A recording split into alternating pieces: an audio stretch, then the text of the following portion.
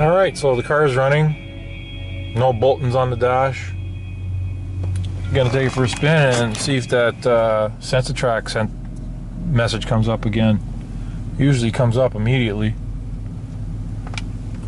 like within a couple of feet back. I'm still moving. Hasn't come on. I'm still moving.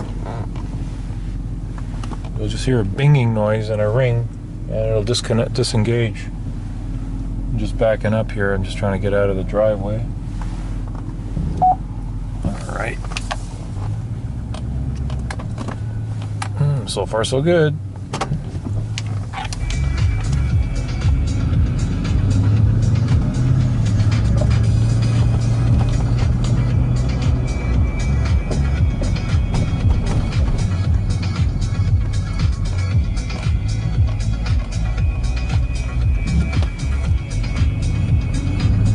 I think the problem is solved. It would have acted up by now. The brakes would have started locking up and the traction control light would have started flashing. And so far I'm not getting any of that. I just take a turn over here.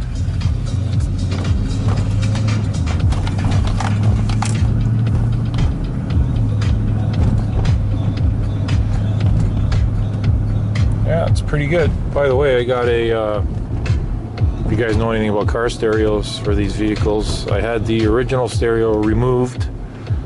I removed it. Let me rephrase that. I removed the original stereo because they are nothing but problematic with the GPS and with the DVD player.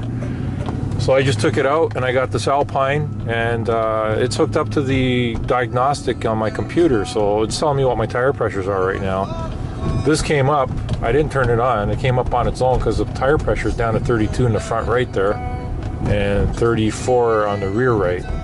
So, you know, it's easy to shut that thing off. It's just a matter of hitting a button.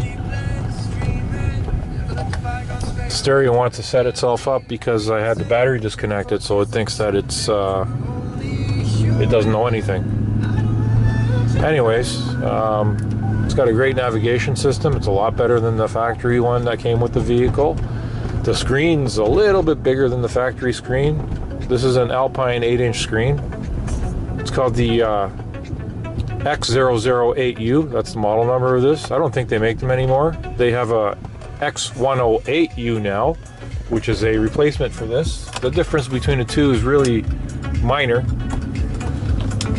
The X108U that just came out doesn't play DVDs. That's the only difference, which is in in some ways less things to break.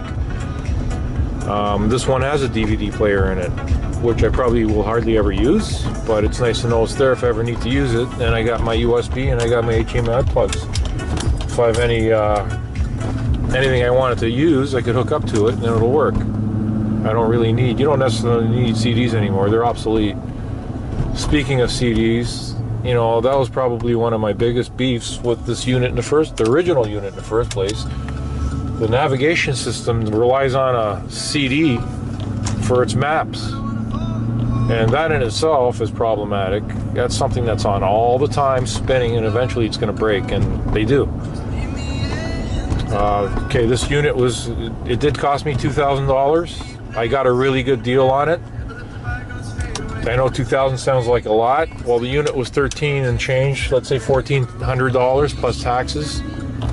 So just over $15, and then I had to buy the Alpine Exact Fit reinstallation kit, which is really nice. Goes in nice, no headaches, no hassles, no modifications.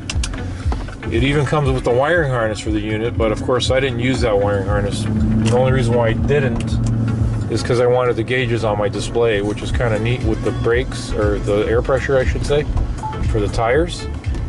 And that really comes in handy. And I could reset if I have a trouble code with my motor, I could actually reset it with the stereo because of the data link.